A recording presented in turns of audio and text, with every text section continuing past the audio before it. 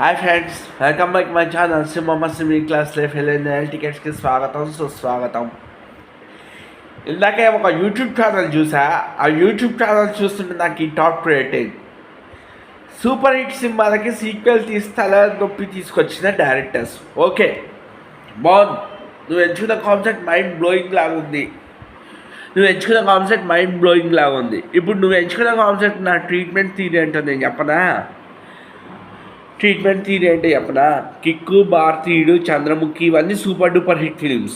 Chandramukhi cinema వచ్చినప్పుడు ఆ cinema మీద ఎక్స్పెక్టేషన్స్ ఏమైనా ఉందా? బాబా లాంటి డిజాస్టర్, 3 years గ్యాప్ వచ్చింది ఆ సినిమాకి. చంద్రముఖి లాంటి సినిమా రజనీకాంత్ చేసి సూపర్ డూపర్ హిట్ కొట్టాడు, అవునా?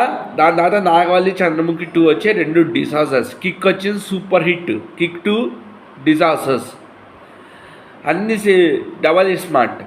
ఒక సినిమా ఎక్స్పెక్టేషన్ లేకుండా వచ్చి బ్లాక్ బాస్టర్ అయినప్పుడు ఆ సినిమాకి సీక్వెల్ వస్తుంటే మనలో 1000 రెట్ల ఎక్స్పెక్టేషన్స్ ఉంటాయి.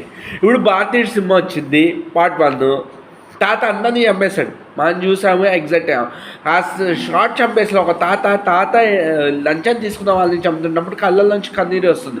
ఈ దేశం కోసం ఫైట్ చేస్తుంది అని ఈ మనుషుల్ని చంపుతున్నాను అంటే ఈ దేశం కోసం ఫైట్ చేస్తే లంచాలు తీసుకుని సర్వనాశనం చేస్తున్నారని ఆ బాధతో చంపుతాడు. చేయాల్సిన పని చేయకుండా లంచం తీసుకుంటున్నారని. సీక్వెల్ 2కి వచ్చేసరికి ఇక డైరెక్టర్ టాట్ ఏంటి, ఒకటే టైటిల్ డబల్ రోల్ అన్నమాట. ఇండియాని కంబ్యాక్ అన్నప్పుడు ఇప్పుడు భారతీయ 2 వచ్చింది, అందరు కంబ్యాక్ ఇండియా అని అన్నారు. ఒక భారతీయుడిని నమ్మన్నప్పుడు ఇండియాలో జరిగే సొసైటీలో ఉన్న చెత్తను చూపిస్తారుగా, అదెందుకు మీరు చూడట్లేదు? మీరు 100 ఊహించుకుని అక్కడెక్కడో ఎక్స్పెక్టేషన్స్ పెట్టుకుని సినిమాలకి వెళ్తున్నారు. అక్కడెక్కడో ఎక్స్పెక్టేషన్స్ సినిమాకి వెళ్ళినప్పుడు సినిమా ఫ్లాప్స్ అవుతాయి. ఎందుకు అంత ఎక్స్పెక్టేషన్ పెట్టుకుని వెళ్తున్నారు? ఎవరికి అర్థం కావట్లేదు. ఇప్పుడు భారతీయుడు ఏంటి, కంబ్యాక్ ఇండియన్. ఒకసారి చూడు, వాడు ఏమన్నాడు, భారతీయుడు 2 కంబ్యాక్ ఇండియన్. మన భారతీయులే ఒక భారతీయుడు తాతను నమ్మని పిలుస్తా అంటే సొసైటీలో ఒక చెత్త జరుగుతుందనేగా. అది నువ్వు క్యాచ్ చేయడం అనేది సినిమా గురించి ఎందుకు వాగుతున్నావు? చంద్రముఖి 2 వచ్చింది, ఆ సినిమా 100 ఎక్స్పెక్టేషన్స్ పెట్టుకున్నావు. డైరెక్టరు ఏదో తీయబోయి ఆ చంద్రముఖి సినిమాకి పిచ్చోడైపోయి పీవాసు మలయాళంలో చూసి కన్నడలో తీశాడు, కన్నడ హిట్ అయింది, తమిళ్లో తీశాడు, హిట్ అయింది, దాన్ని సర్వనాశనం చేశాడు. డైరెక్టర్ నవ్వులు పాలయ్యాడు. మిగతా కాన్సెప్ట్స్ గొప్పవే. ఇప్పుడు నెక్స్ట్ వీక్స్లో భారతీయ 2 ఉంది, ఒకసారి చూసి మాట్లాడు. అందరేంటి కంబ్యాక్ ఇండియన్, అందరిని ఇండియాని పిలుస్తున్నారు. మీరు చేసిన మిస్టేక్స్ మీరు పట్టిస్తే మేము మీ దేశం కోసం ఎంత ఫైట్ చేస్తాం మీకేం తెలుసు అని చూపెట్టాడు.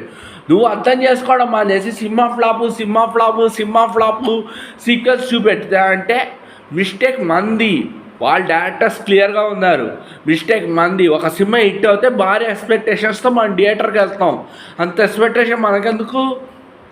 అంత ఎక్స్పెక్టేషన్ ఉంటే నువ్వు వెళ్ళి ఆ పూరి జగన్నాథ్కి, పీవాసుకి, శంకర్కి వెళ్ళి వాళ్ళ కథలు చెప్పు. సార్ మాకు ఇంత ఎక్స్పెక్టేషన్స్ ఉంది మీ సినిమా మీద, మాకు ఇటువంటి సినిమా తీయండి అని.